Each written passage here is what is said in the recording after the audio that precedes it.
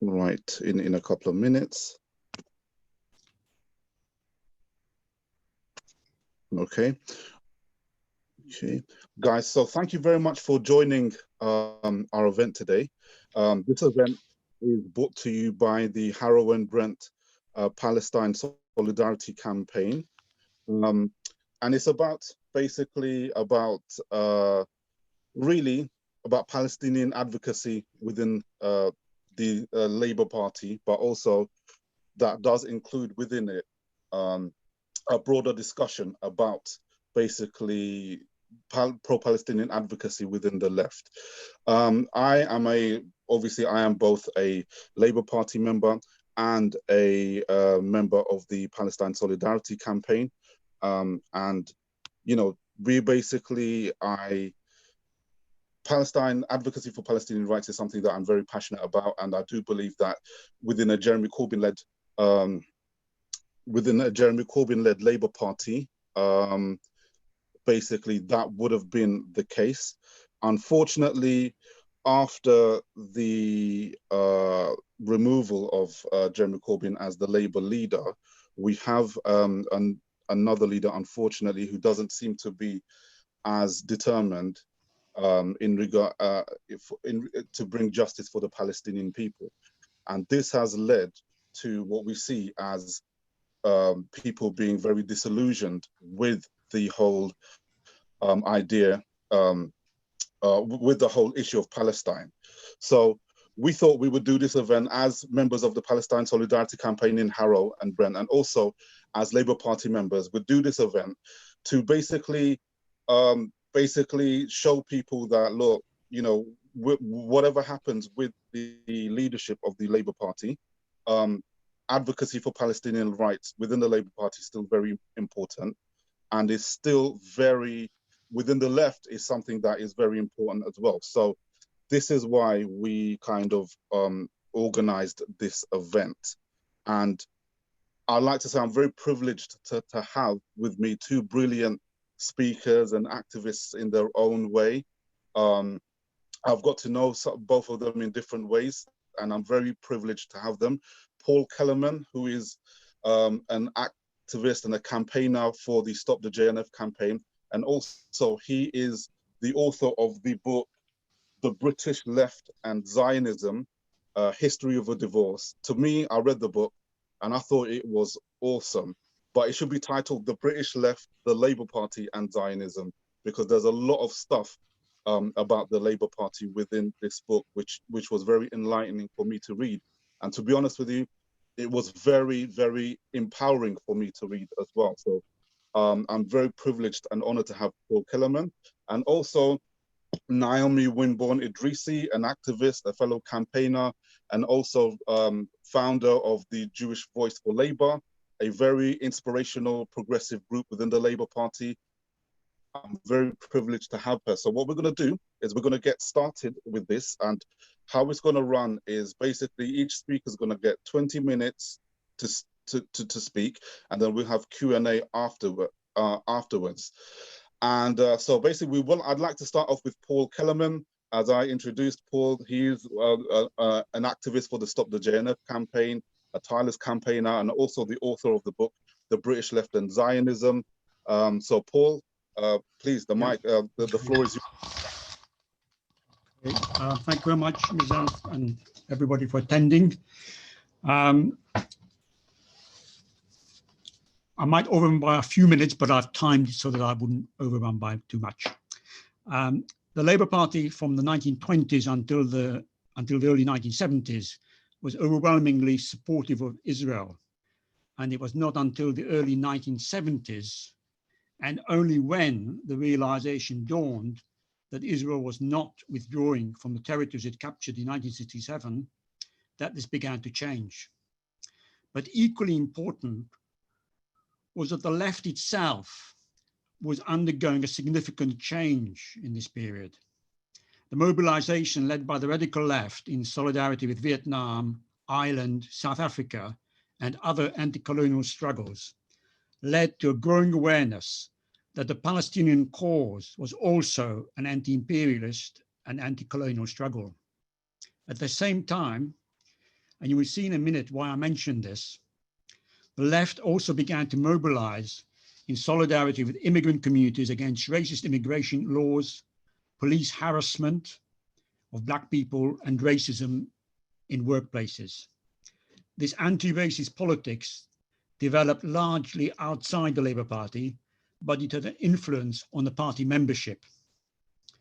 The decisive turning point in the outlook of Labour Party activists on the Israel-Palestine issue came in 1982. Israel's bombing of Palestinian and Lebanese civilian targets caused around 14,000 deaths and 20,000 injured, and it culminated in Israel's siege of Beirut and the massacre of hundreds of Palestinian refugees in the refugee camps of Sabra and Shatila. Lebanese Falange militias had been armed and allowed into the camps by the Israeli army. It so happened that the following week, the 1982 Labour Party conference took place, and against the wishes of the executive, the conference passed two motions. One that has come to be known as a two-state solution. It was where Palestinian and Israeli state would coexist side by side. And another motion supporting the one-state solution. That one passed more narrowly. Now, during the Kinnock years that followed, 1983 to 1992, the leadership pushed back against the party membership to prioritize Israel's security demands, and the leadership made out that this was balanced with the idea that some kind of Palestinian state could be formed in federation with Jordan. This simply echoed the Israeli Labour Party's position. Tony Blair, on becoming party leader in 1994, defined a still more pro-Israel and pro-US orientation. An early indication was that he announced the rebuilding of the Labour Friends of Israel to be a priority. Incidentally, he also accepted some funds to the tune of £500,000 from a group of Zionist businessmen to fund his office. So if you consider that he received $500,000 and the 50,000 that Starmer received during his election campaign from the same group, with Sir Trevor Chin playing a prominent role in both instances, then Starmer has come cheap. But there's another dimension to New Labour's stance on Palestine, and this has to do with its politics in relation to racism. You may wonder, what has Palestine got to do with racism? The connection is revealed by the charge of anti-Semitism against the left. To put it in a nutshell, support for Israel is part of a wider attempt to redefine anti-racism. It forms part of an ideological offensive. I suppose today it would be called cultural war, but I prefer ideological offensive, to capture the political initiative on anti-racism from the left and substitute for it an anti-racism, in inverted commas, that rather than being critical of British state practices and specifically of its foreign policy, turns the Labour Party into a defender of so-called Western values, in effect, defend the Western capitalist order. The change New Labour brought to the politics of race is generally described as a switch from cool Britannia, celebrating cultural differences, which was trumpeted at the beginning of the first Blair government, a shift from that to an emphasis on the need for community cohesion, shared values, celebrating British identity. In the sociological literature, this shift is now described as the retreat of multiculturalism, prompted mainly by the 2001 riots in Oldham, Burnley and Bradford, and more significantly by the 9/11 and then by the July 2005 London bombings. These were quickly followed by the Anti-Terrorism Crime and Security Acts of 2001 and 2006, and also by the Prevent Programme of 2003, as well as the Immigration, Asylum and Nationality Acts of 2002 and 2006. They all reinforced the view that Britain was under threat from militant Islam, all the more menacing because of Britain's Muslim communities. As part of the mobilization behind common values and social cohesion, the Israel-Palestine issue was also weaponized against a so-called Islamic threat. Defending Israel became part of defending Western values. This was explicit in the Prevent Program guidelines, which were issued in 2003 to universities, in which 4 of the 9 views said to be indicators of extremism were Middle East related, and 2 of those 4 were explicitly Palestine related. There's an obvious contradiction in making support for Israel the litmus test for embracing Western values of tolerance and democracy. The liberal democracies pride themselves in being multicultural, in tolerating different ethnic groups, in declaring a commitment to not discriminate on the basis of ethnicity. Even if that's a myth, it's the official position. So how is support for Israel, a state based on the principle of Jewish supremacy, turned into a testimonial for upholding liberal democratic values? I'm going to quote to you how Tony Blair responded to this contradiction, or rather shows himself to be oblivious to it. In his 2001 Labour Party conference speech, Blair said, I quote, "The state of Israel must be given recognition by all. Freed from terror, know that it is accepted as part of the future of the Middle East, not its very existence under threat. The Palestinians must have justice, the chance to prosper and in their own land as equal partners with Israel in that future. We know that. It is the only way. Just as we know in our peace process in Northern Ireland, there will be no unification of Ireland except by consent. And there will be no return to the day of unionist or Protestant supremacy, because those days have no place in the modern world. So the unionists must accept justice and equality for nationalists." That's the end of quote. Blair declares, therefore, that the days of Protestant supremacy are over, and in the next sentence asserts that a state based on Jewish supremacy demands acceptance, not least from its victims. It is this Israeli exceptionalism that I want to look at a bit more deeply.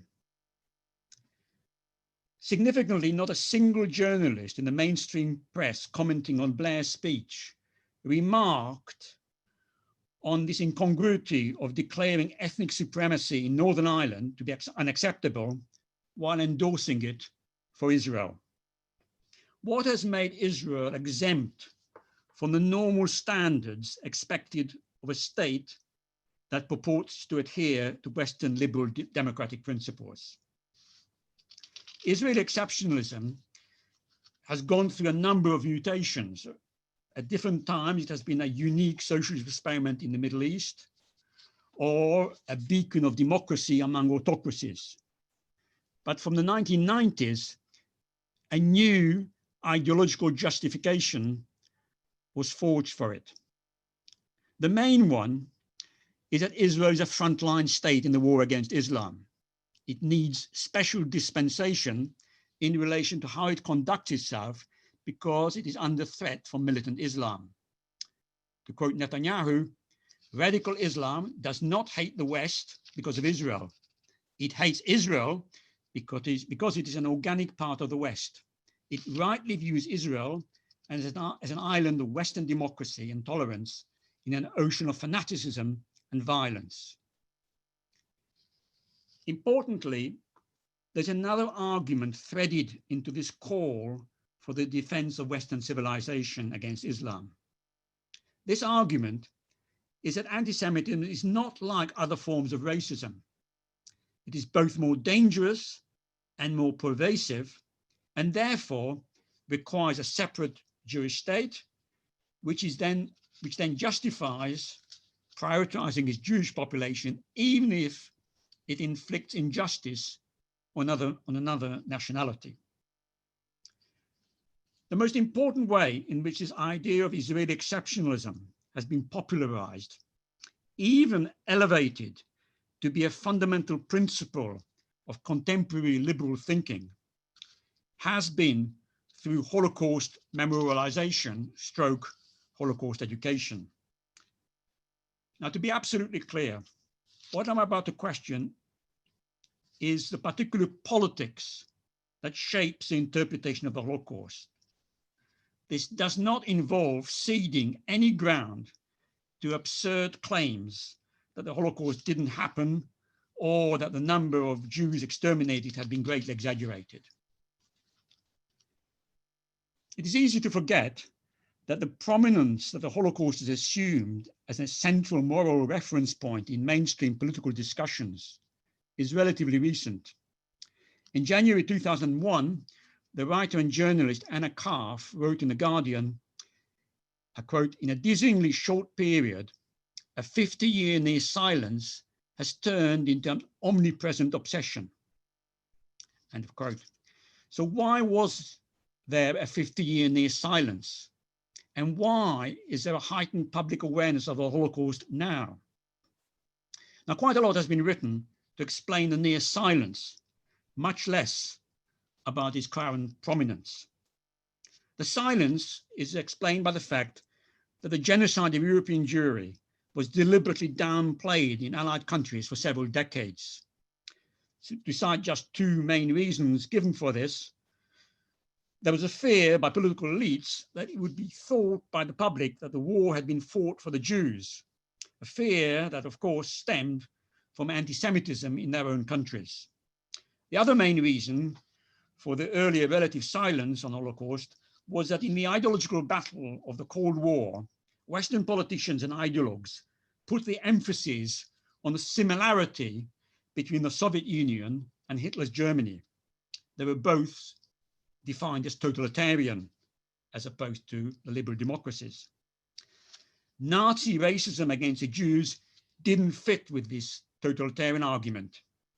In fact, in terms of institutional racism, it made it closer to the US than to the Soviet Union. And therefore, anti-Semitism and the Holocaust in this Western ideological offensive during the Cold War was downplayed. There were some Jewish organizations which carried out education about Nazism and Holocaust. For example, they arranged school visits to the survivors of extermination camps to give talks. Some of these organizations were Zionists, others not, but crucially, state involvement was modest, one could say minimal. It is with the Blair government coming to power in 1997 that the British state takes on an interventionist role to promote Holocaust commemoration and education.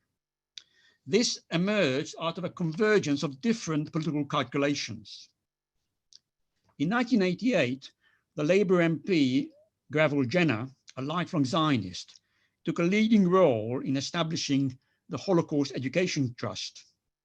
This was a lobby or a pressure group bringing together a number of high-profile Israeli supporters to lobby governments to give more scope to Holocaust education. Then in 1998, Blair and Clinton, the Swedish Prime Minister, launched an international initiative to emphasize the importance of the Holocaust, which led to the founding by 31 countries of the International Holocaust Remembrance Alliance, from which comes the famous definition. In the same year, 1998, the Blair government set up a task force charged with a curriculum review of the school history syllabus.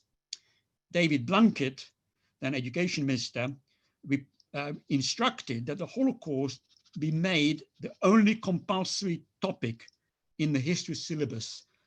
That's Key Stage 3, 11 to 14-year-olds. It had been compulsory since 1991, but one of 4 compulsory topics. Blunkett made it the only compulsory topic and also expanded its scope by introducing citizenship training. into which it was also introduced. In 1999, Blair announced plans for Holocaust Memorial Day to be held each year on the 27th of January, the day Auschwitz was liberated. In 2020 January, according to the Holocaust Memorial Day Trust, there were 17,000 commemorative activities and events taking place across the UK. I emphasize this Holocaust memorialization as government initiated, but of course Hollywood and other cultural institutions have played an important part too. I mean, the 1994 film of Schindler's List was distributed in this country by the Holocaust Education Trust free of charge to every history department in secondary schools. Holocaust Memorial Day also references the genocides of Cambodia, Bosnia, Rwanda, and Darfur, but these are peripheral in the ceremonies and in the accompanying political discourses. The 1915 Armenian genocide does not even get this token mention. In 2000, the Imperial War Museum in London opened a permanent Holocaust exhibition, and subsequently, both David Cameron in 2015 and Theresa May in 2019 committed their governments to building a Holocaust National Memorial and Learning Centre next to the Houses of Parliament. So to be a kind of central national institution. By contrast, there is not a single museum in the UK dedicated to the history of the British Empire, and more importantly, to its victims. In the past few months, in response to the mobilization behind Black Lives Matter, some acknowledgement of the racism that permeated British imperialism has crept into the mainstream media. But note how, even then, there was an attempt to contain the acknowledgement to the evils of slavery, which of course can present Britain in a redemptive role as a country that ended the trade in 1834. The fact that Britain expanded its colonial rule after that date is much less mentioned. We do not need to speculate.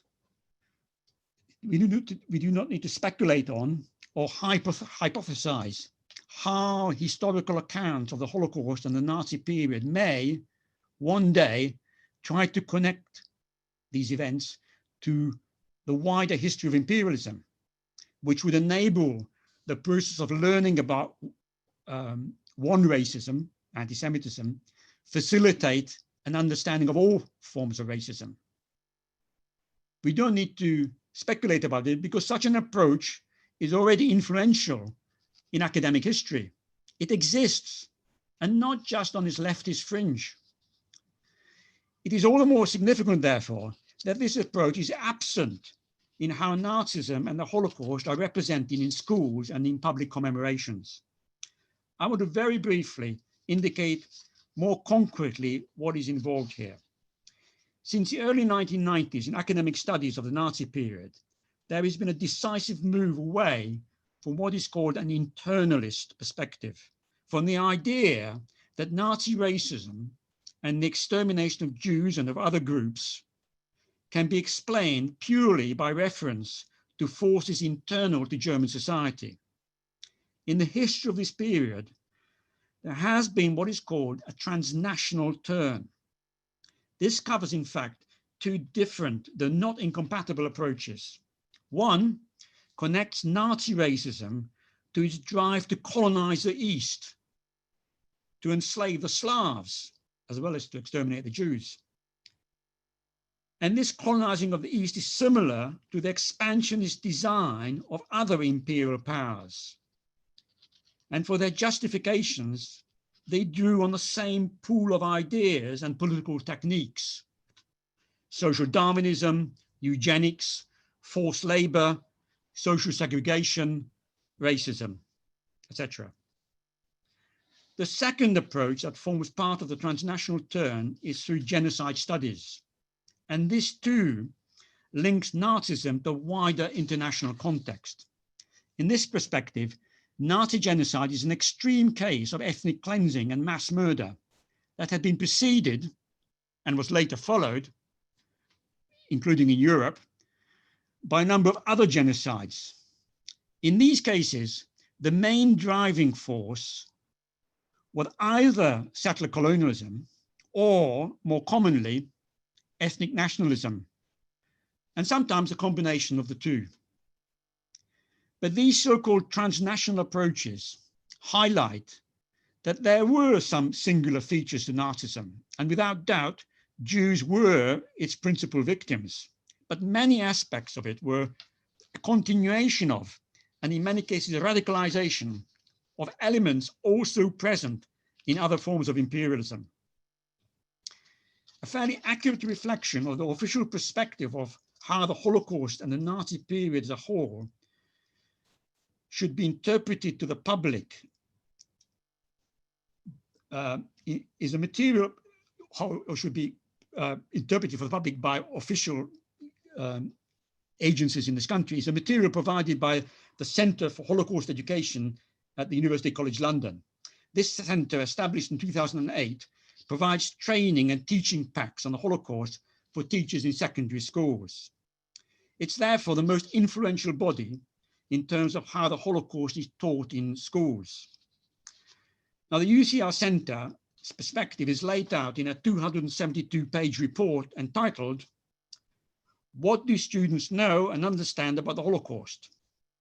The book is presented and widely cited as an authoritative guide on how the Holocaust should be taught in secondary schools. Published in 2014, its authors extensively reference the scholarly literature to indicate what they think students should know in the light of current historical knowledge. Their detailed report, which sets out the gaps and shortcomings in the current teaching of the Holocaust in secondary schools as they see it, makes reference neither to ethnic cleansing, ethnic nationalism, nor to imperialism, nor to colonialism. And the same applies to the information put out by the Holocaust Memorial Trust for the annual Holocaust Memorial Day.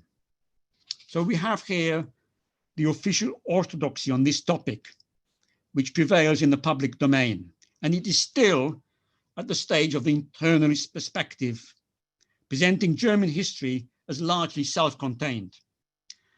This historical narrative suits both the British political elite and Zionist organizations. It would serve neither's political agenda to see Holocaust education generate debate about the wider issues of imperialism's connection to racism. And pro-Israeli groups would object still more to the historical record of ethnic nationalism being scrutinized, since the Zionist project is nation building on the basis of a common ancestry and culture, which requires legitimizing this distinction between Jews who can belong to the Israeli nation and Palestinians who cannot. In other words, it is precisely this kind of ethnic nationalism. So a few concluding remarks. What I've tried to argue is that from the late 1990s, New Labour and the Zionist lobby found common cause in defending the existing imperial system in the Middle East. This has gone under the label of defending Western values. For the Zionists, the aim is to make the defense of Israel into a fundamental Western value. And for that, it is not enough to say that anti-Semitism is a form of racism. It has to be the most dangerous racism for all times, irrespective of any particular historical conjuncture, requiring for Israel forever exceptional support and special dispensation. For the British state and its liberal ideologues, depicting anti-Semitism as a major threat serves somewhat different political objectives. Firstly, it recalls a redeeming episode from Britain's imperial past, an episode in which Britain confronted Nazism, the barbarism of which makes Britain's own record on racism and imperial violence appear less reprehensible. Secondly, it helps to justify the current strategic alignment with the United States and Israel in the Middle East, as based on the pursuit of tolerance and enlightenment. Thus, the attack on the left, alleging anti-Semitism, has been over much more than discrediting and deposing Corbyn, the first leader in the history of the Labour Party that signaled an anti-imperialist aspiration. I say an aspiration because no concrete policy was set out The attack has been aimed at defeating the politics of anti-racism and anti-imperialism that the left and black organizations have developed in this country over the past 5 decades. Thank you. Thank you so much, Paul, for that amazing talk covering all different angles and aspects, and especially connecting it with New Labour. It was very, very interesting and eye-opening. And to be honest with you, it's like everything that you were saying, all the ideas and stuff like that, it kind of explained the rise of Corbyn within the Labour Party, because, you know, Corbyn, as you said, is an anti-imperialist, but he's also against capitalism and neoliberalism, and he's also against all kinds of racism, including also, you know, he's against anti-Semitism, but also he's against anti-Palestinian racism as well, and he's a proponent of Palestinian rights. And when you were saying all that, I was thinking to myself, you know, this is what gave rise to Corbyn, a rejection of all the ideas that the New Labour government tried to basically instill. So thank you so much for that. Right now, I'd like to hand the mic over to Naomi Wimborne-Idrissi, one of the co-founders of the Jewish Voice for Labour, an amazing activist and a campaigner. And basically, she will be covering what to do next, like how we got here, and how do we kind of engage with the starmer regime, and how do we continue to advocate for Palestinian rights within the left and not fall into the traps that are set by the various Zionist pro-Israeli organizations. So thank you very much, Naomi. Please unmute yourself, and the floor is yours. Great. Thank you very much, Mizan. And I must say, Paul, that was a superb, very rich analysis, which couldn't have fitted better with what I want to say, actually. I noted down right near the beginning, you talked about the fact that when the pro-Palestinian movement started to take off, the anti-racist and anti-colonial politics that it was part of came from outside the party and not within it. And you won't be surprised to hear that at the Jewish Voice for Labour annual general meeting just last weekend, we had an excellent speaker in the form of Bissy Williams, a black activist from Islington North CLP, who said about the Black Lives Matter movement that the fight against racism is happening outside the Labour Party. I mean, I think these things mesh together in a most extraordinary way. I wanted to start by looking at a new book, which Paul's probably already come across, and some of the others of you may have not, by Professor Chaim Brashith, and it's called An Army Like No Other. It's about the Israeli Defense Force. And what Chaim has done, Chaim is, by the way, an anti-Zionist Israeli himself, based in this country, very active in the British Committee for the Universities of Palestine, among other things. He's highlighted the intrinsically racist nature of the Israeli state and shown it to be a militarized colonial settler entity, the state of Israel, I mean, incapable of peace or democracy. And there is a webinar which you can see in which Chaim speaks about this. And it is, like Paul's just now, an incredibly rich analysis that teaches us an enormous amount about the nature of Zionism as the Israeli state. And what Chaim says is that the Israeli impunity that Paul was describing in a different way, Israel's impunity to any sort of sanction under international law is built right into the history of the state, since the early United Nations allowed the expulsion of Palestinians in the Nakba and failed to honor their right of return under international law. So right from that very early time, Israel was given a free pass. And I think what Paul's been explaining to us helps to understand why that was. So the IDF is built into the fabric of the Israeli state. Israeli Jews have their identity entirely wrapped up in it, to the extent that 96% of Jewish Israelis support the IDF and all of its military operations. 96%, it's horrendous, isn't it? So basically they're brought up to fear peace more than war. They feel that their whole identity is wrapped up in continuing aggression Otherwise, they fear that they will cease to exist. So what Chaim says in his book, and I fear that he's right, and I think we can draw the same conclusions from what Paul's been saying. Israel is not going to change from within. It has no impetus to do so, no motivation to do so. So from our point of view as activists, we can and should support the tiny number of heroic resistors that there are, that 4%, though most of them tend to leave Israel rather than continue a futile fight. But it has to be recognized that, as with South Africa, it's only intense external pressure that is capable of ending the apartheid system, which is in place in Israel, and increasingly so. And it will be necessary to do this, because otherwise what we will see is mass forced expulsions of Palestinians under the present regime. It's clear that that's what faces us. Now, unfortunately for us, Israel is stronger than South Africa. Again, many of the things that Paul has explained to us underline why that is so. So our task is a huge one, and campaigns around boycott, divestment and sanctions are just a small start in a way. I see somebody's put, yes, Jonathan, thank you, has put BDS into the chat already, quite right too.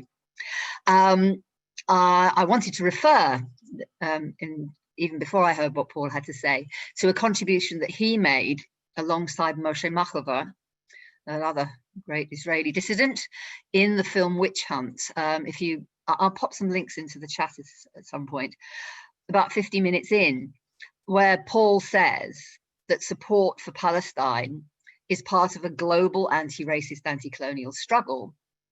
And it was increasingly recognized as such in the period that Paul mentioned, the late 60s and the 70s. And it was recognized as such despite that not being intrinsic to the labor movement's history.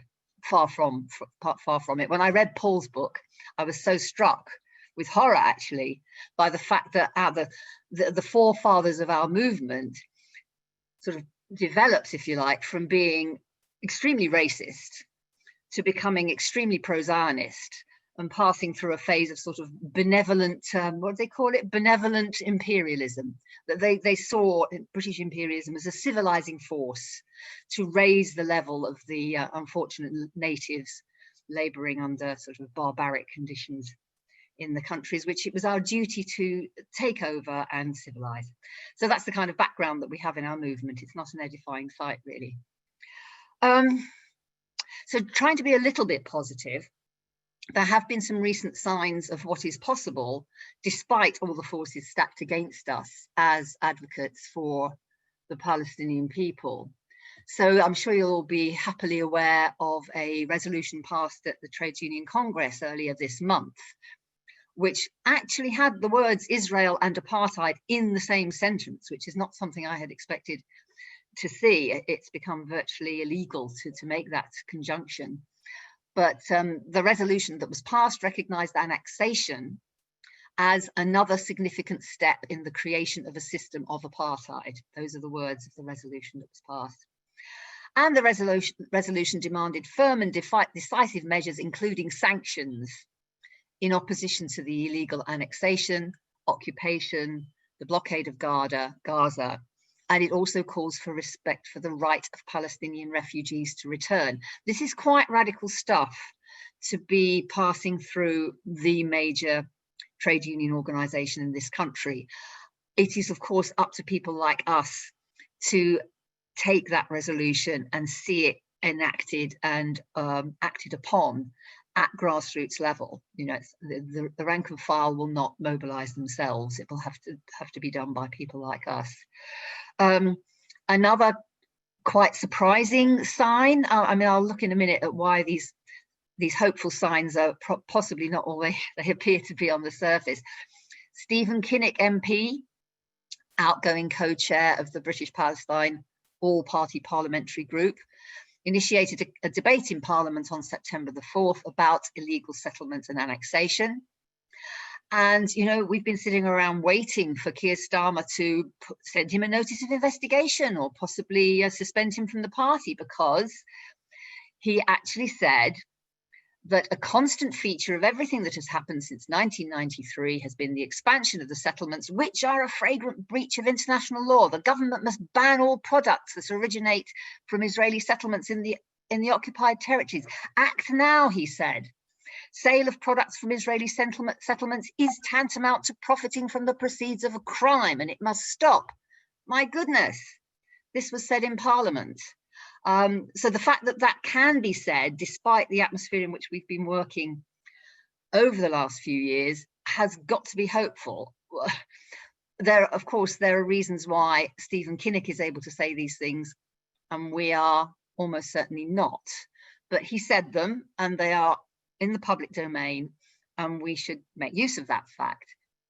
What else? Okay, I mean, that all sounds very good. TUC, Stephen Kinnock in Parliament.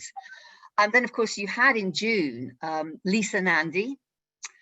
I'm not sure how, I'm sure we all responded in various ways to the announcement that Lisa Nandy was going to be our Shadow Foreign Secretary. But she is a leading member of the all-party group on Middle East and Palestine.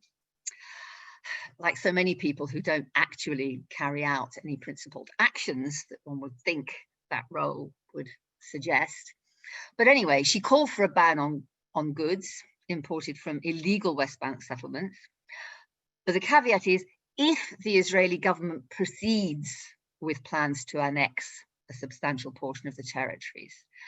And then, of course, when called upon to do so, she clarified this statement by saying, of course, she is opposed to a blanket policy of boycott, divestment and sanctions. So, you know, we have a few hopeful signs, but we have somebody like Lisa Nandy expressing the true situation, which was, we say things, we spout statements about a two-state solution, which remains, despite all the evidence that it will never come about, and Israel has no intention of allowing such an eventuality. This is the mantra which is still spouted over and over again by people right across the political spectrum.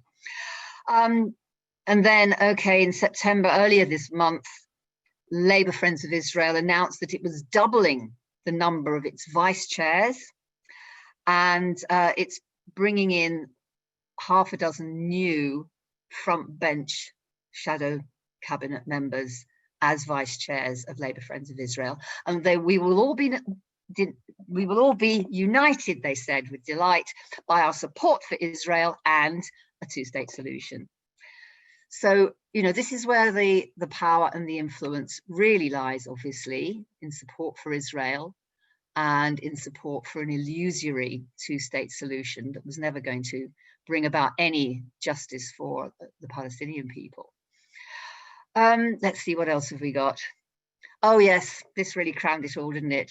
On September the 27th, I'm quoting from the Jewish Chronicle, in a move clearly designed to emphasize his commitment to removing the stain of anti-Semitism from the party, Ms. Smith, Ruth Smith, the current vice chair of the Jewish Labour movement, was chosen to give an introduction to Sir Keir ahead of his speech in Doncaster on Tuesday. This was his opening speech at the sort of pseudo Labour Party conference, which isn't happening this year.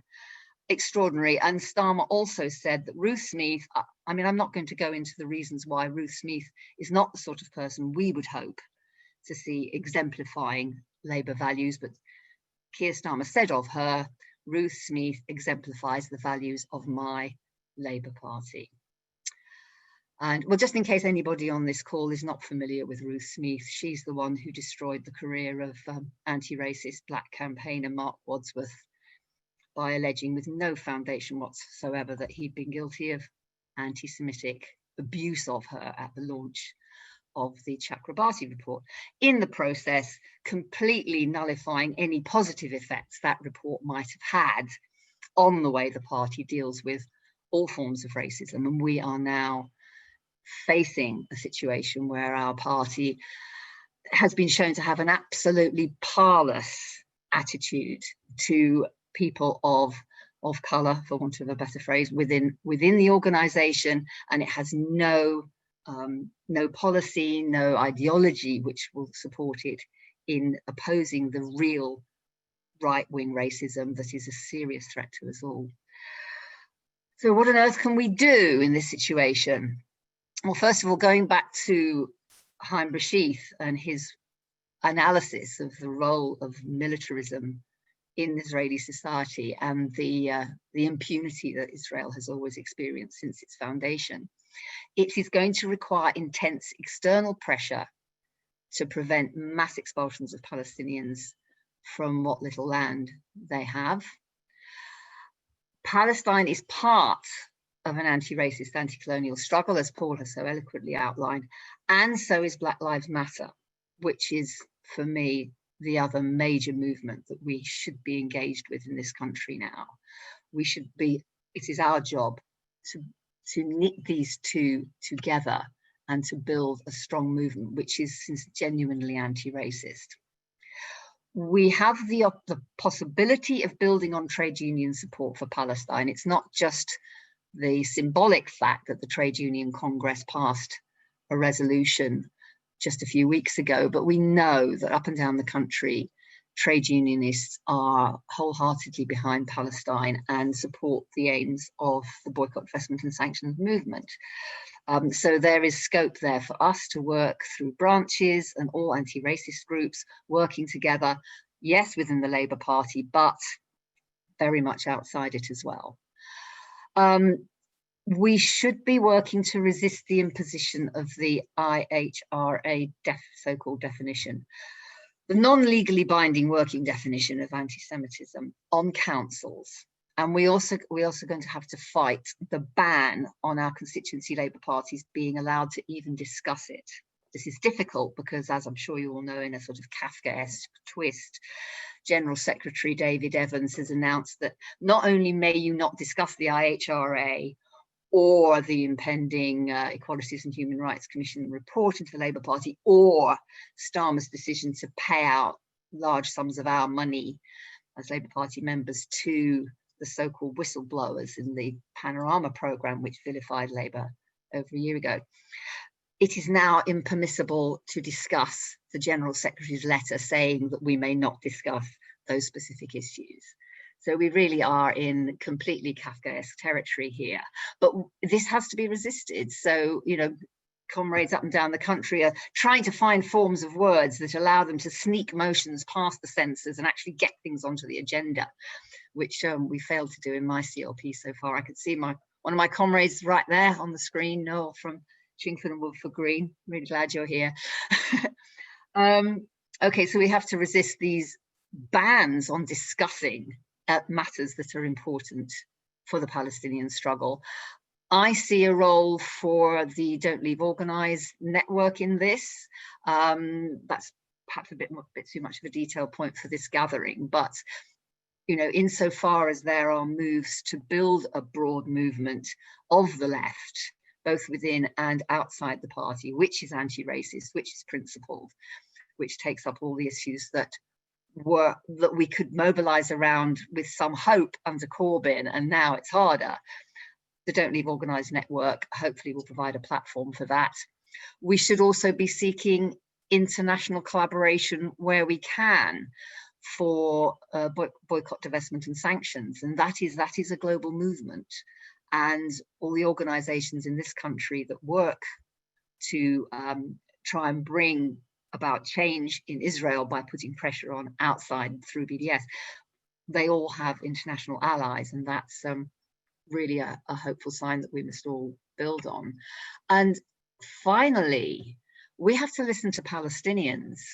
And I think this month's been quite rich in material to read and ponder on this whole issue, because on September the 16th, a number of prominent British Palestinians published an open letter to Keir Starmer, in which they pointed out that respect for Palestinian rights is not incompatible with the struggle against racism and anti-Semitism. In fact, it is integral to that struggle. They pointed out that annexation, about which Labour politicians have been fairly vocal in their opposition, but we know they won't do anything about it unless we force them. And they pointed out that for Benjamin Netanyahu, annexation is another glorious chapter in the history of Zionism. And I quote, these prominent Palestinians say to Starmer, this is absolutely not the case.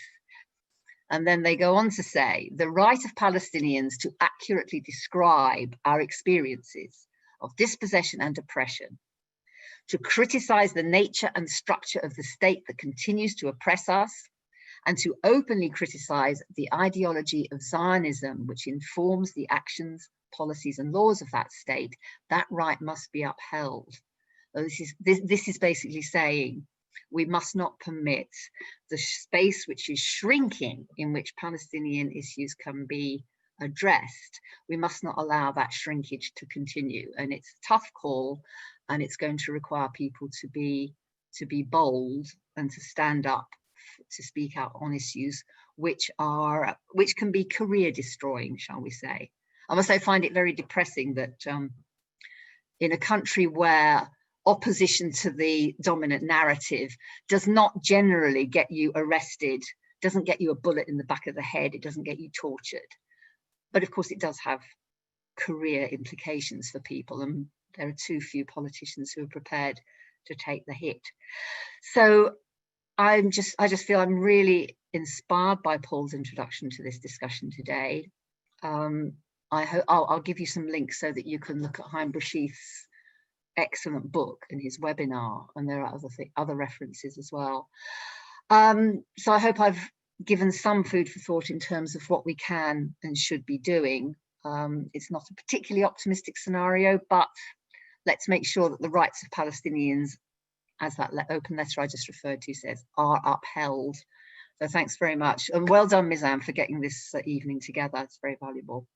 Thank you so much, Naomi and Paul, and for everyone else joining us. So yeah, it wasn't just me. My comrades at the Harrow and Brent, or they would say Brent and Harrow Palestine Solidarity Campaign branch as well. So thank you so much for that.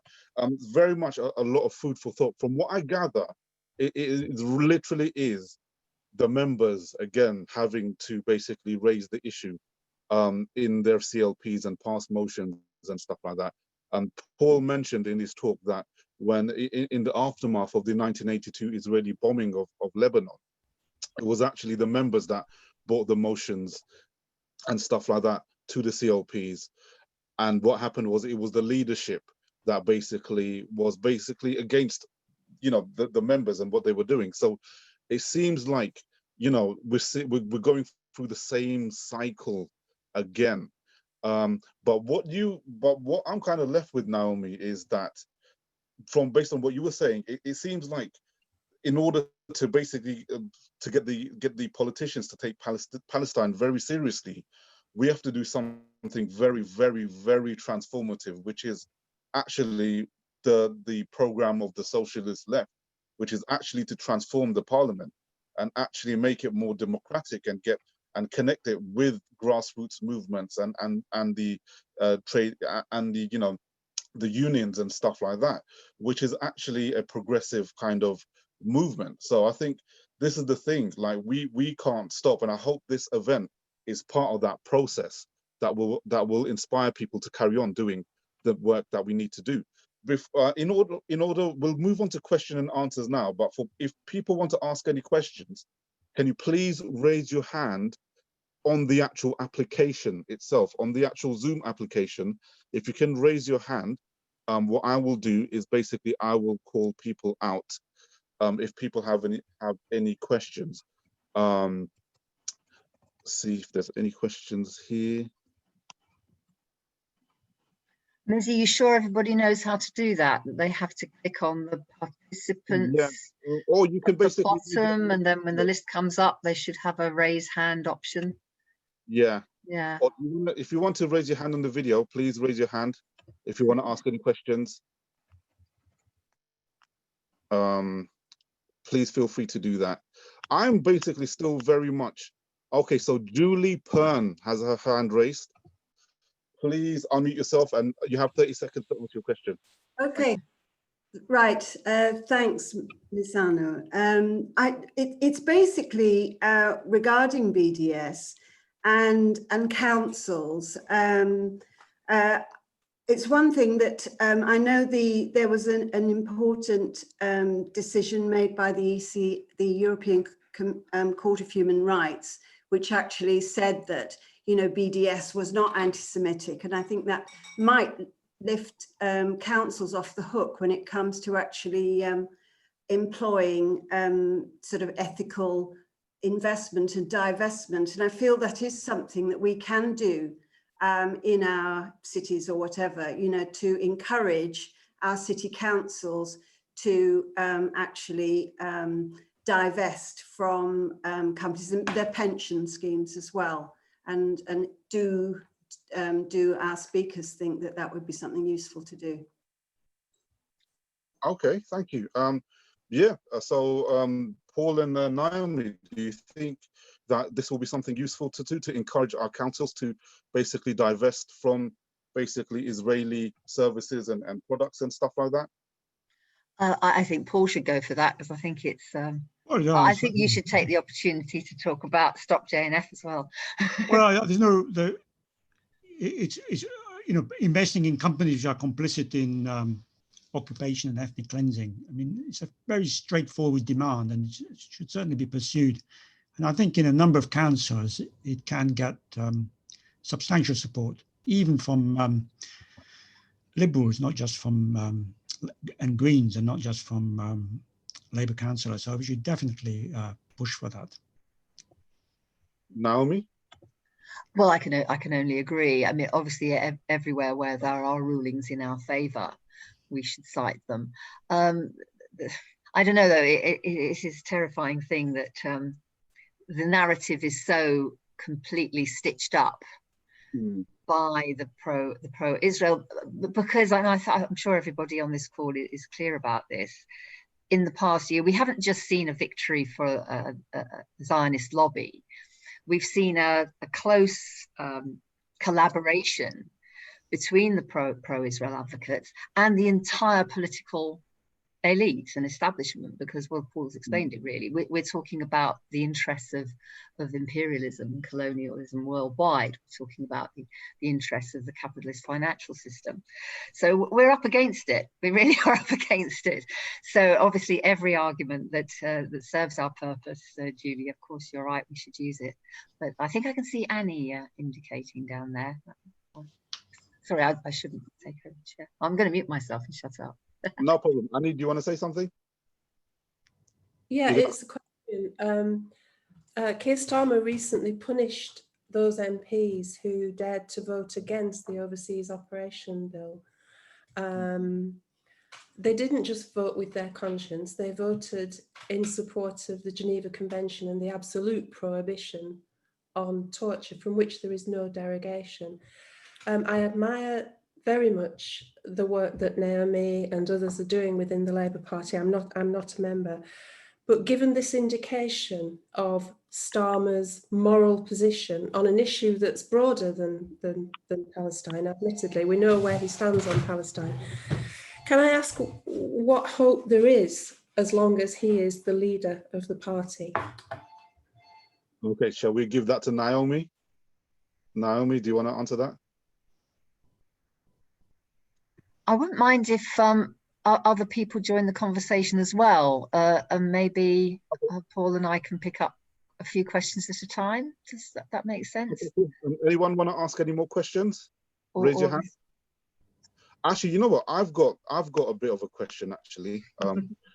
So my question is, how does the kind of within the Labour Party, the complaints procedure, and the fact that people get referred, how does that actually work, and what is the actual mechanism and that connects these pro-Israel individuals and organizations towards the Labour Party leadership? So we know that there's a direct connection between the Jewish Labour Movement and LFI, but I'm talking about mainly people like David Collier and all these other people that work on the periphery of the Labour Party. They're literally outsiders, but their work kind of gets influenced. So what is the connection? How does that mechanism, what's the mechanism? How does that actually work that leads on to a suspension of a Labour Party member?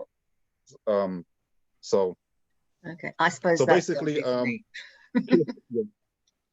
there are other people on the call who could answer it as well. I see some very well-informed people here. But just to go back to Annie's point, since you're throwing it back at me. Yeah, I mean, obviously, we're in a National Executive Committee election phase at the moment. Nominations closed yesterday, and the ballots will be being printed, or whatever the digital equivalent is, over the next couple of weeks. And it's pretty clear that, well, I can see Pete Furman wants to speak. He'll know a lot about this as well. Okay, that we have a leader who was elected on a false premise. He put forward 10 pledges saying that he was going to support policies that Corbyn's support base would be in favour of. You know, those policies are safe with me, sort of thing. But of course, at the same time, he said he was going to unite the party, but it was clear from day one that he had no intention of doing either of those things. So he immediately rode back on policy on Kashmir, for example, which was shocking to so many people. And well, the candidates who I'm mainly supporting on the yeah, okay, Jonathan. Sorry. I'm supporting primarily the Grassroots Voice candidates, because they have got the imprimatur of Jeremy Corbyn and the Socialist Campaign Group and 13 organisations in the centre-left Grassroots Alliance. You know, they will oppose Starmer on those issues on which he's backsliding. Privatisation, you know, we're going back to a neoliberal Blairite kind of leadership in this party, which is terrifying. So why am I still in it? I'm sure Annie is wondering. When you think about it, under Corbyn and that sort of period of vain hope, tens of thousands of people joined, believing that they could use this social democratic institution to actually change society. And although a lot of people have drifted away or left in outrage or been thrown out, most of those tens of thousands are actually still there. And sadly, there isn't really anywhere else for them to go.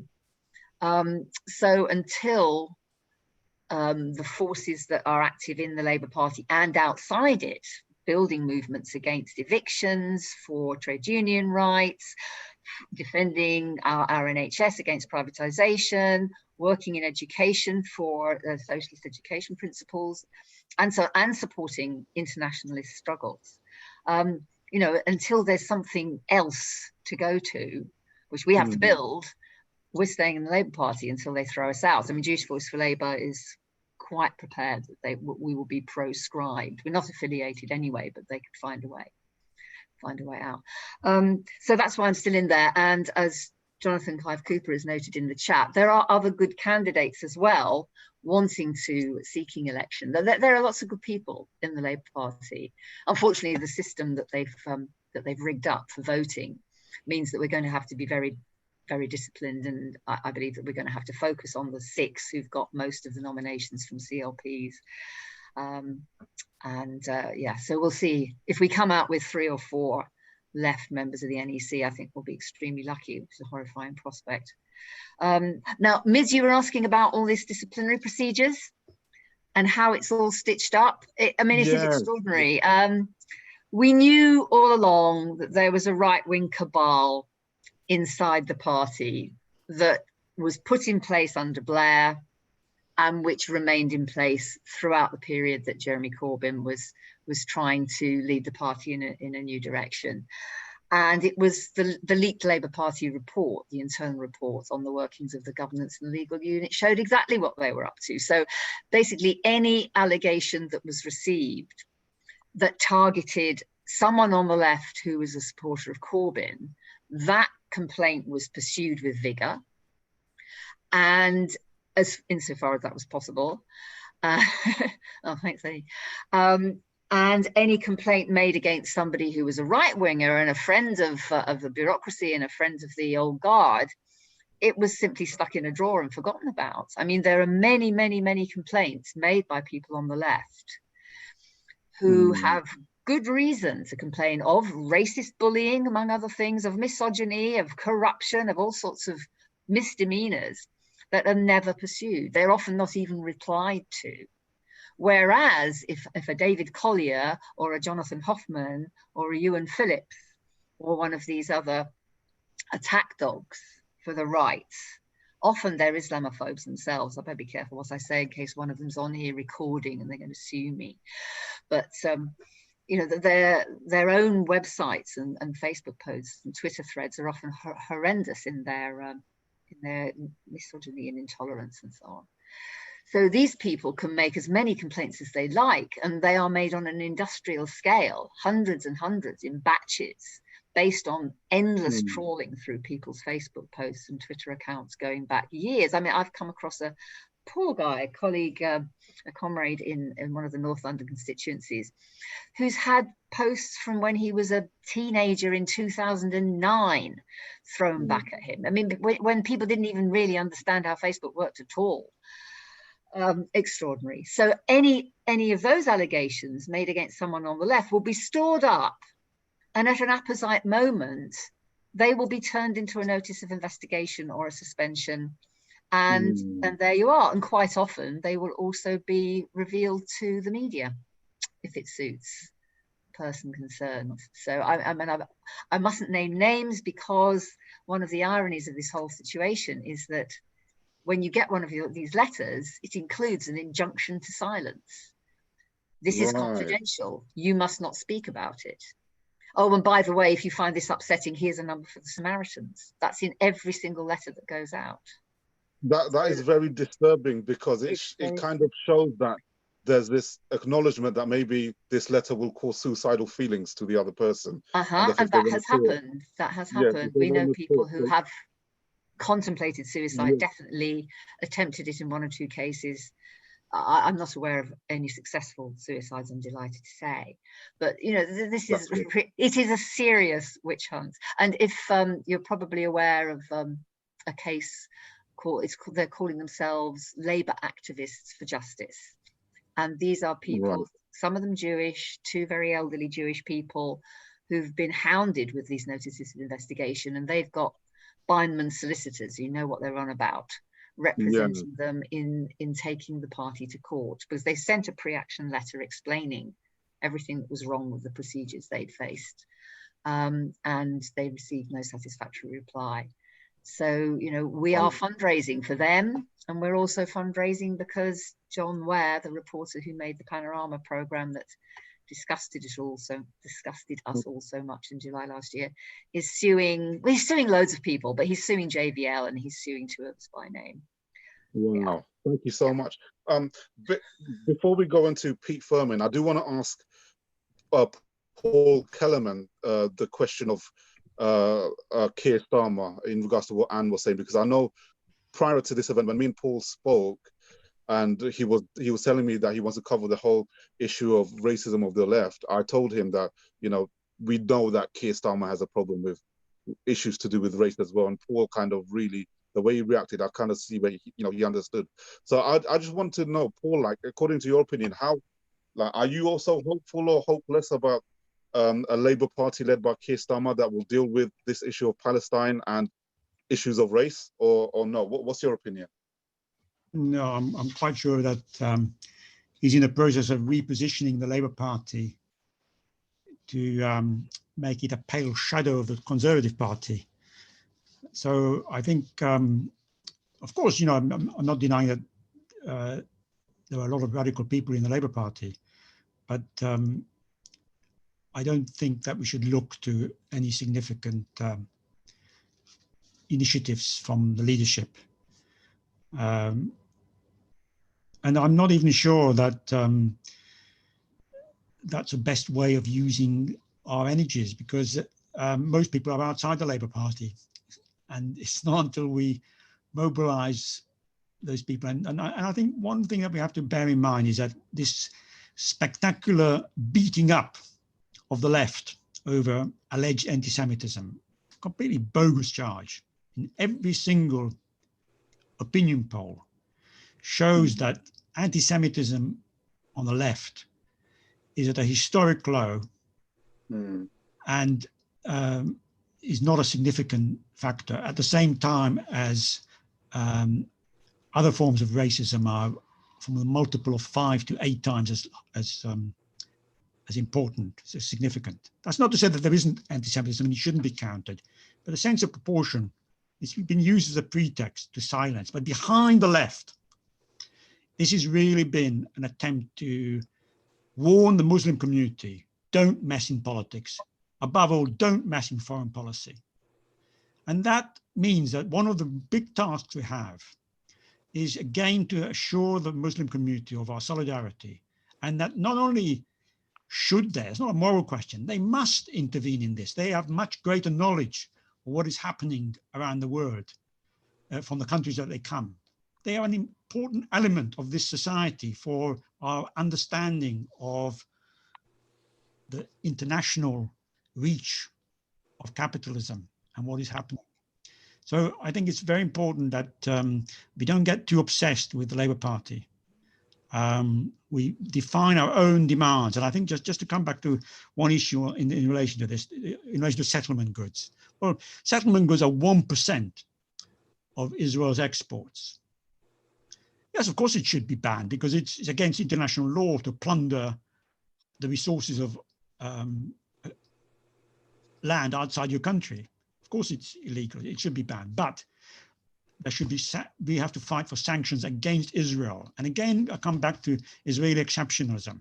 It took about 6 weeks to impose sanctions against Russia for occupying Crimea. Even if we just take it from 1967, we've now had 53 years of Israeli occupation without any sanctions against the Israeli state. That is what we have to demand. I think the task is to link up with environmental groups, with anti-racist groups, with various communities who feel alienated. I mean, Kashmir was mentioned. I mean, Starmer's position on that is as absurd and as reactionary as it is on Palestine. You know, that's a clear case of occupation. He came under pressure and just changed the line. You know, there's absolutely no political justification for that. So I think it's back to grassroots politics, I think. Thank you so much, Paul. So we got 2 questions, 2 hands raised from Pete Finn and then Alima Son. So Pete, you've had your hand raised for a while. Do you want to unmute yourself and then quickly ask your question? And then I'll go over to Alima. Well, it wasn't so much a question as a response to some of the issues that have been raised. Is that all right? 1 minute. If you can say them all in 1 minute, that's a great thing. Oh dear. Okay, on disciplinary, there is a disciplinary process that gets forgotten in all this, which is that if somebody makes a complaint to their local party, the local party investigates and decides if there is an issue, it sends it up to the national party. That's the robust procedure in the rule book. The problem is that we've had one of those, went up to National Party about misogyny about 3 years ago, and nothing's happened. And instead, what you're getting is individuals who know individuals fast tracking, getting around all that system. So people have got a hotline to people in the legal department and so on. I mean, if you look at the leaked report, one Patrick Smith was appointed to the legal department because of his knowledge of left anti-Semitism. You know, so and that's the sort of person that then gets contacted by Margaret Hodge, Collier, and so on. That's the problem. Right. That, you know, there is no ban on that circumventing the proper procedure. Just very quickly, a word on, you know, is there any point in staying in the party if Starmer is moving us to a pro-Israel position? Well, he'll certainly get the pro-Israel position if we all walk away from it. If we stay, we've got a chance of fighting him on it. And the party leader doesn't alone make policy. Policy is supposed to be made by conference, which doesn't contradict grassroots mobilizing, working with people outside and everything else. I mean, there is a myth with some people that if you're in a party, you have to follow the policy of the leader. It's never been true. It wasn't true before Jeremy, and it isn't true after Jeremy.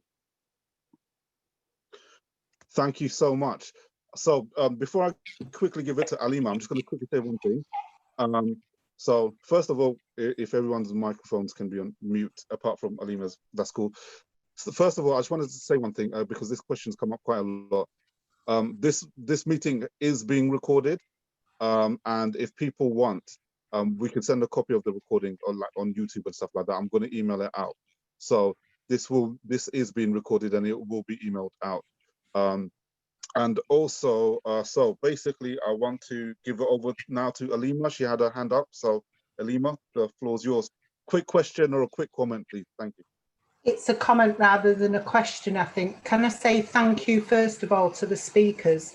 The thing about the way the Labour Party is behaving at the moment, and I think what Peter's just said about the rules not being used and people can circumvent them depending on who you are and who you know, I just think is really, really scary and really appalling. And it was one of the things about the left, and particularly about the Labour Party, that there was a set of rules that people work by. That's an aside. That was just in relation to what Pete's just said. And that just really worries me. I'm not in the Labour Party, and I've got no intention of joining at the moment.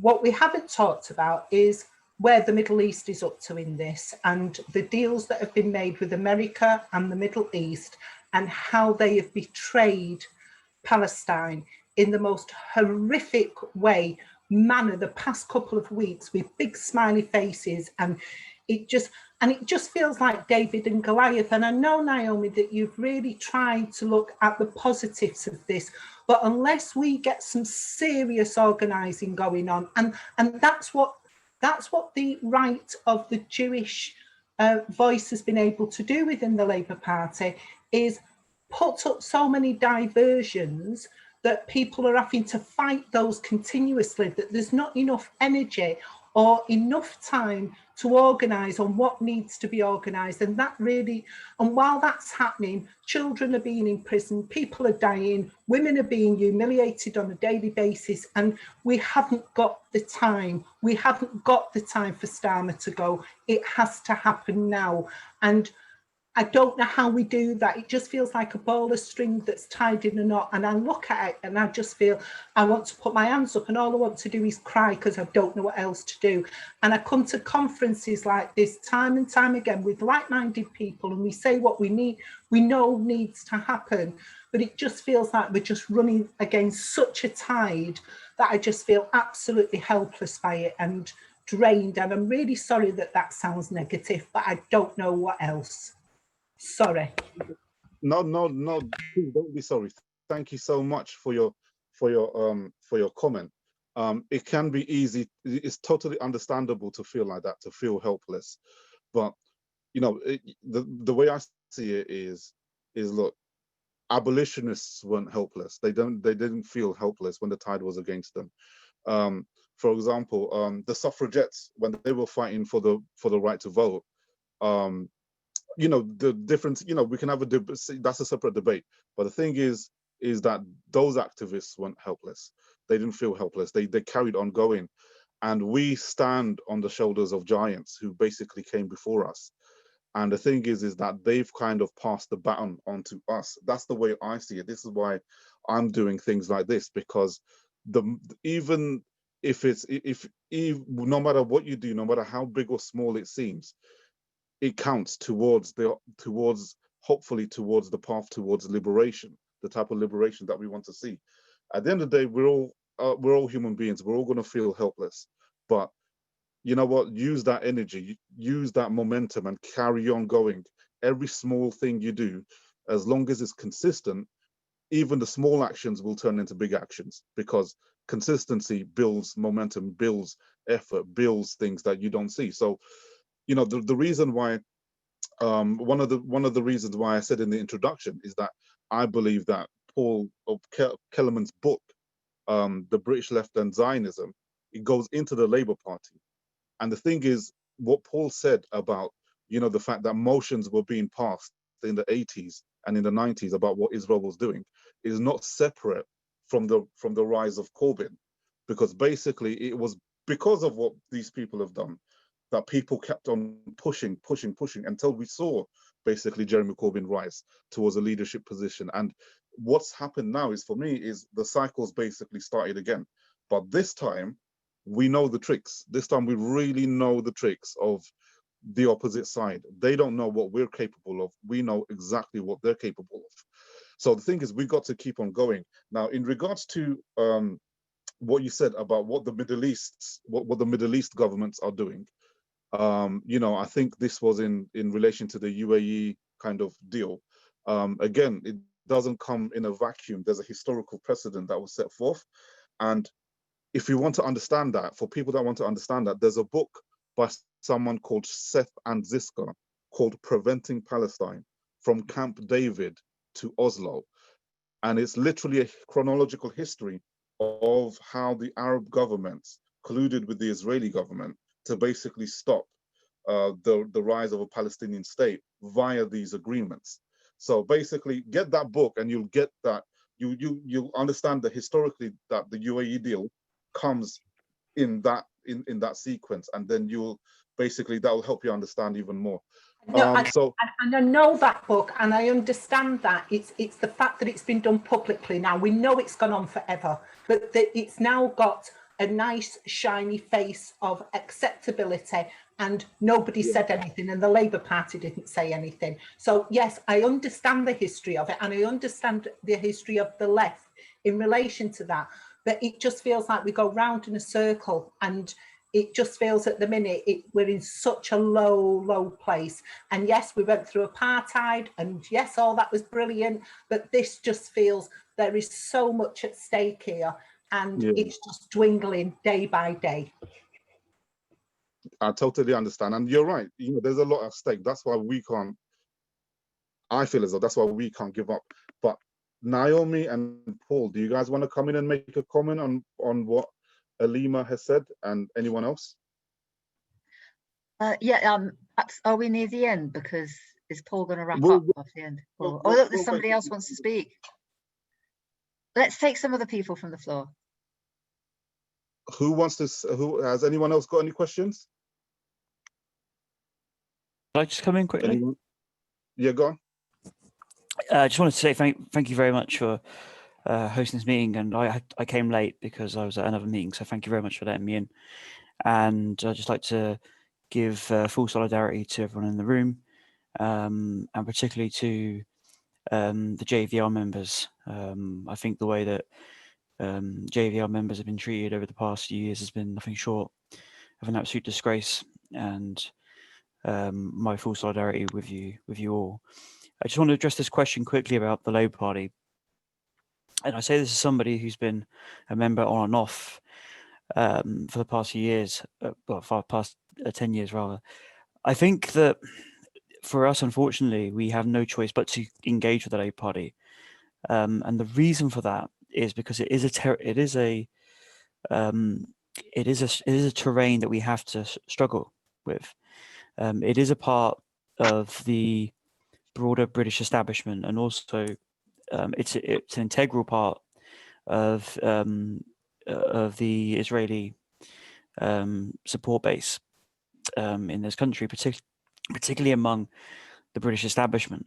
So whilst I don't like it either, I think that Labour's history with regards to the Israel-Palestine conflict has been nothing short of a disgrace and a moral abomination, and particularly the anti-Semitism saga over the past few years, which has been about silencing pro-Palestinian voices in the Labour Party and undermining Jeremy Corbyn, who just happened to be the first pro-Palestinian leader of the Labour Party.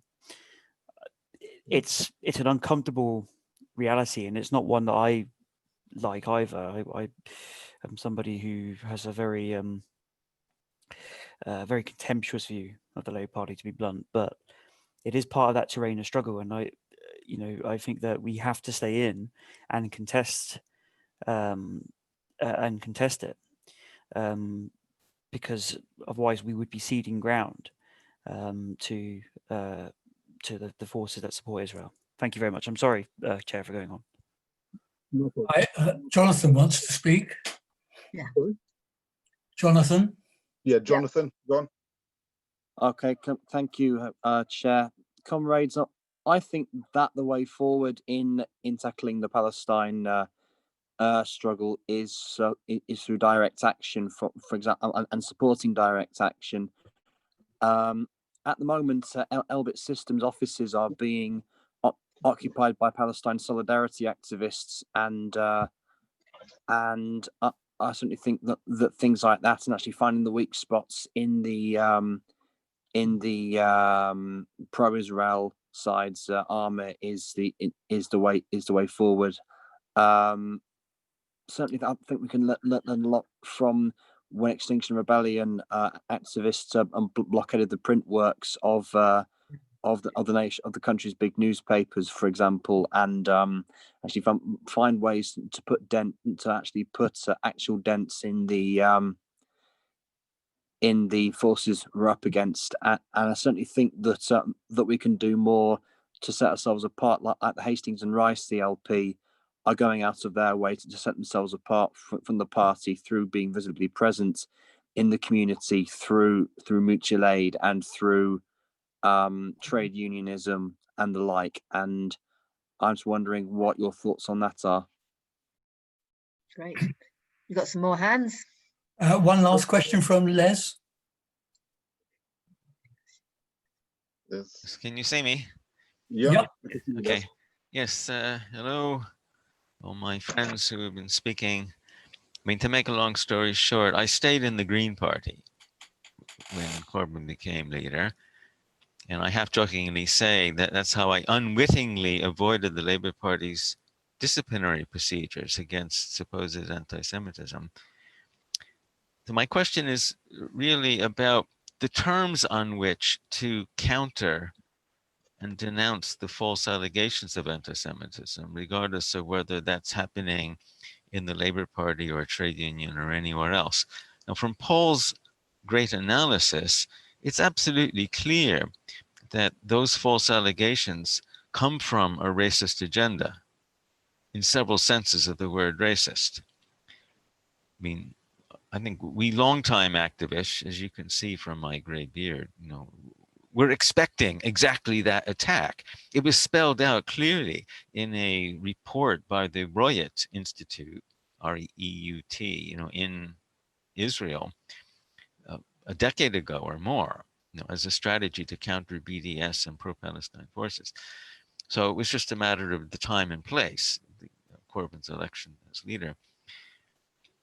And now that's the argument I've been using in the Green Party and anywhere I have a public platform, is to denounce the false allegations as a racist agenda. But most of the arguments I've heard or refutations I've heard are, let's say, fact-based or complaining about misrepresentations. There's a bit of reluctance to denounce these allegations for what they are politically. Now, of course, if I had made that argument in the Labour Party, I would have been quickly targeted and probably be one of the first to be expelled, which would have been a badge of honor. But now, better late than never, now when there's less to lose, perhaps now there should be, an organizational move by JVL and others to denounce this smear campaign for what it is. I mean, as the film Witch Hunt did in the case of Jackie Walker. So I'm asking, what are the prospects for an authentic, substantial counterattack against our enemies for what they are? Thank you so much for that, Les. So basically, we're gonna answer these two questions and we'll basically round up. So from Jonathan, from what I gathered, it was more like, working with other organizations and working with other movements. That's where the solutions lie. And from Les, it's about what's the next step in the counterattack in regards to basically denouncing the smear campaign. So I think we will basically, if Paul and Naomi can answer those two questions, and then basically we will round it up and do a close. That's okay. Thank you. If I go first, then Paul gets to wrap up, which seems fair. Yeah, that's cool.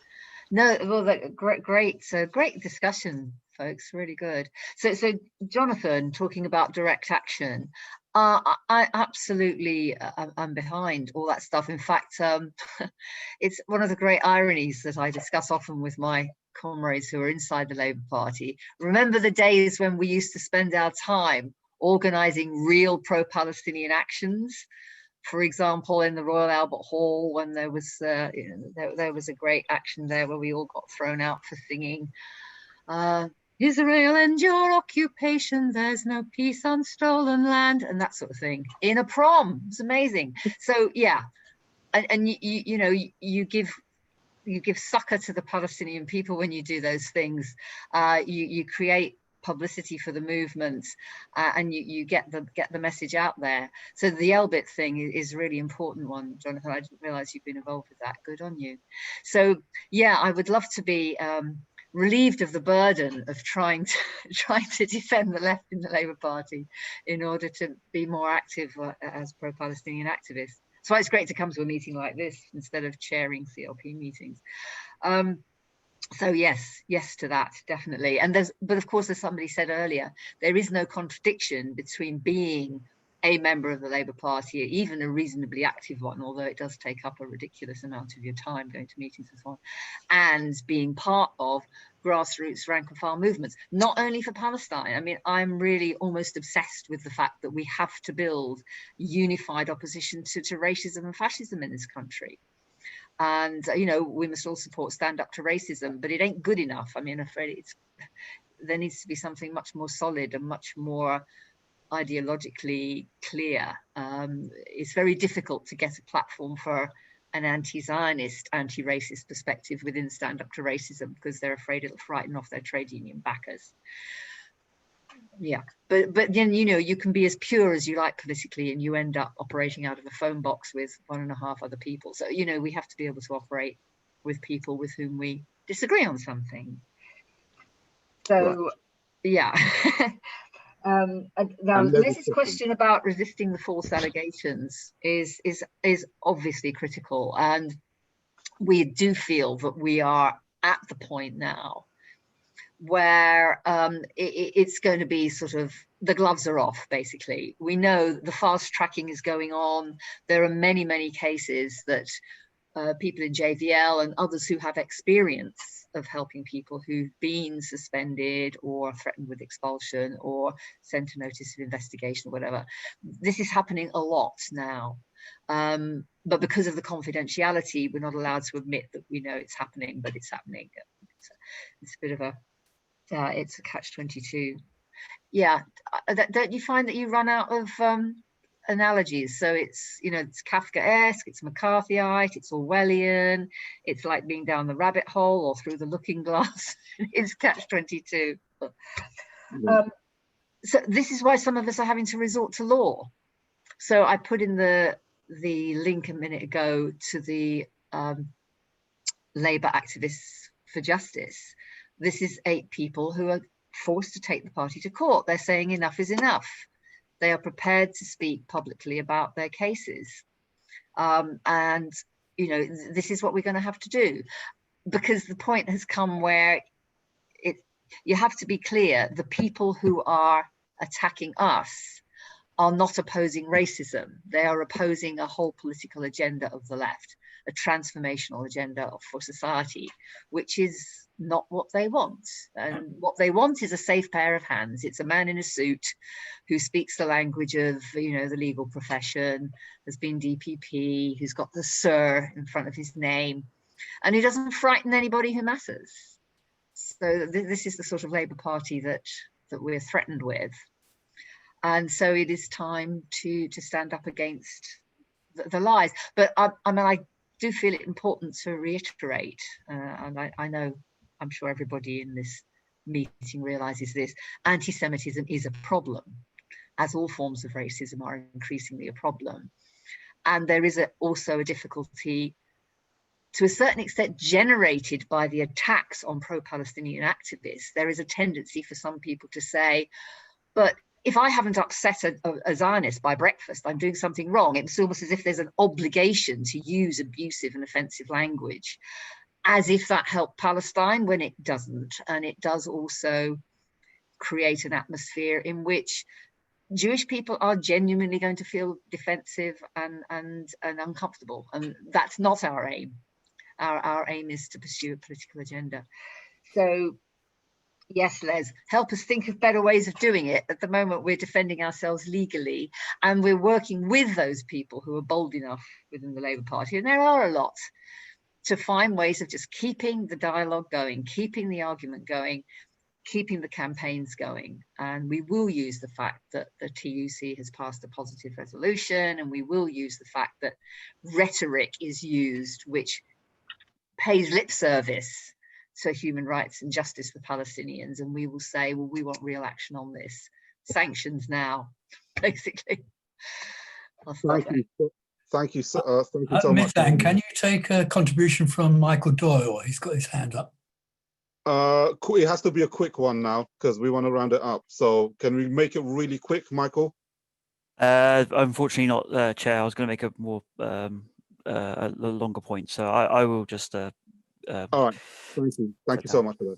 So Paul, basically, if we could just have your final thoughts in regards to the answers, like from Jonathan, working with other movements and building a grassroots movement, and from Les in regards to how to denounce the counterattack and denouncing the kind of the smear campaign. What are your thoughts on that? And final remarks. Thank you.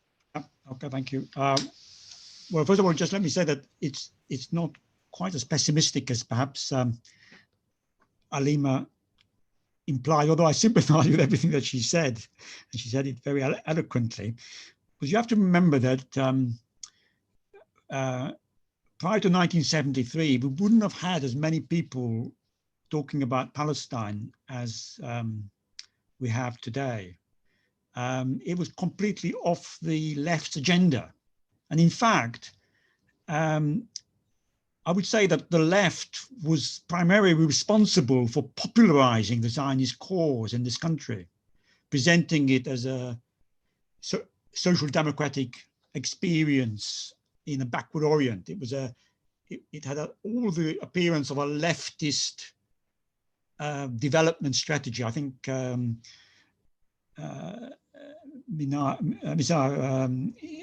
referred to, that it was a progressive form of colonization. So there has been a fantastic transformation on the left in terms of their understanding of what has been happening in Palestine.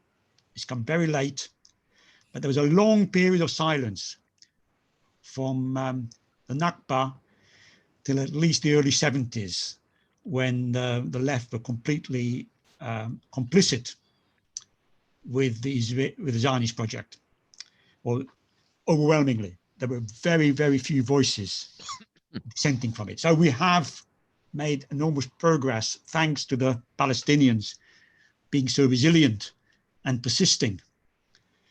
So I don't hold out any hope for the Labour Party leadership at all, but I don't see that as a way forward, hoping that there will be a miraculous change, although certainly Labour Party members should keep that pressure up. And that brings to the point that I think Les was getting at, which I think I agree with, that we should have a strategy. And to some extent, that is indicated to us about the struggles that are going on. There's a Black Lives Matter, which is raising the issue about racism and imperialism. There's environmental movement, which hasn't yet been very internationalist in this country, but it is potentially that. And one of the campaigns I'm involved in, the campaign against the Jewish National Fund. The Jewish National Fund promotes itself as an environmental friendly organization, building forests and reservoirs in the Negev, when in fact what it's doing is ethnic cleansing. It is trying to remove the Palestinians from the land to build settlements and to support settlements and forests. There are people who are involved in the arms trade campaign, and the Elbit campaign has already been mentioned. There are all points of contact that we can make. There's a Muslim community who have an enormous sympathy for what is happening in Palestine, and who I think are prepared to be more involved in the Palestine issue than they have been. And in the Jewish community too, there are indications, particularly actually in the United States, but it's beginning to come to the UK as well, that indicates that with Zionism having become, from what as I said was a left-wing cause, it has become a right-wing cause. No, it's now a right-wing cause.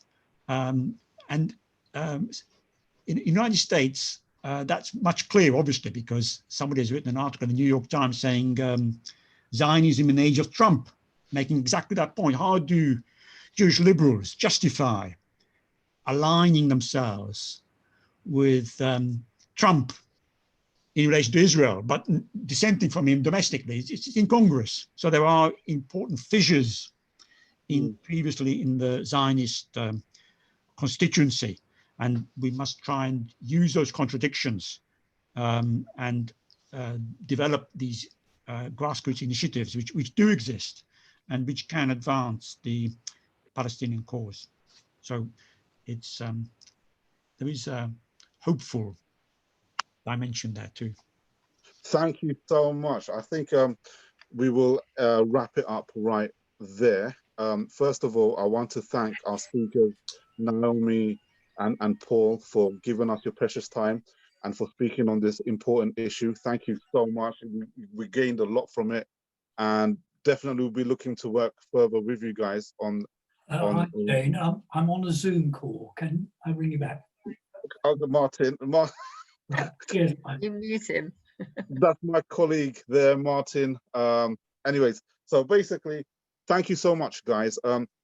I think it's important for us as Harrow and Brent Palestine Solidarity Campaign, and myself as an individual, as a Labour Party member, to actually make some statements as well. Even though this was a campaign to silence Corbyn and the left, I do believe that some of the cases were real. There are anti-Semitism is real, and where each case is real, it needs to be investigated and it needs to be dealt with. Any form of racism is unacceptable, and that's my personal opinion. And that's one of the reasons why I'm involved in the Palestine Solidarity Campaign, because from the way I see it, the rights of the Palestinian people is pretty much an anti-racist struggle, and it's a struggle against one of the most virulent forms of racism today, which is basically the state of Israel and its settler colonial project. And therefore, the various lessons that I take from being involved in the Palestine Solidarity Campaign movement is to be anti-racist myself. So if that means like anti-Jewish racism, anti-Muslim racism, or any other form of anti-Black racism, we challenge it, and basically we stand in solidarity with those communities. So I'm not denying anti-Semitism is real and it needs to be challenged, but what also needs to be challenged is the weaponization of anti-Semitism as well. That also needs to be challenged, because that's not really, people who weaponize anti-Semitism, they're not really doing it for the victims, they're doing it for a separate political agenda. And this agenda was to silence the left and to silence the progressive movement behind, that was, sorry, not behind, but that was lifting Jeremy Corbyn up, basically. So, you can challenge anti-Semitism, but you can also challenge the weaponization of anti-Semitism. Those two things aren't opposite. They're actually kind of, they're actually intertwined with one another. So thank you so much, guys. You listen, people in the Labour Party or whichever political party that you're part in, or whichever organization or movement that you're part in, don't stop fighting for liberation, whether it's Palestinian liberation or the liberation of the Black community or other communities. No matter how big or how small your act is, it plays a very, very, very important role towards the liberation of everyone. As long as you're involved, you know, it doesn't have to be anything massive. Consistent, continual, small acts of liberation play a role. You know, if you look at, you know, people like Nelson Mandela, and even like people like Jeremy Corbyn, you know, who were risen up, they didn't do it by themselves. It happened because there were people from behind the scenes doing the small acts, doing the small things that made it necessary, and they opened that gave people like Corbyn the opportunity to actually progress and basically, you know, progress the socialist progressive agenda forward. So carry on doing what you're doing. Don't give up. Never feel hopeless. We're all human beings at the end of the day. But even every small act of liberation, every small act, even if it's educating your neighbor, it's still something, and it still contributes towards the attainment of whatever goals that you are working for. So don't give up, guys. Stay in the Labour Party, or stay in whichever party that you're in, and carry on doing what you're doing. This video has been recorded, so it will be up on YouTube. What I will do is I will send out the link on everyone's email. So if people want to watch it again, they can watch it again. Naomi, all the links that you mentioned, if you can WhatsApp them to me, I will put them in the email as well. And then therefore everyone will get it. And Paul, your book is going to get a mention in the email as well, because I think it's an amazing book. And the Stop the JNF campaign as well. So thank you so much, guys. I think, and Liz, JVL can as I well. just butt in?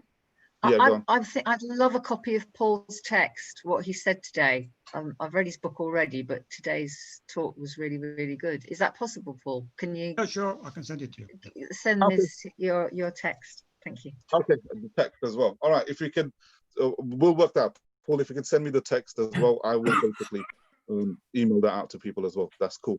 So thank you so much, guys. Hope you guys have a good evening. And you know what? Stay and let's keep on fighting, because you know what? They're not going to win. It's only the progressives that win, but we just have to carry on doing the job. Thank you so much. Thank you. Thank you. Bye. Bye. Bye. Bye. Very good.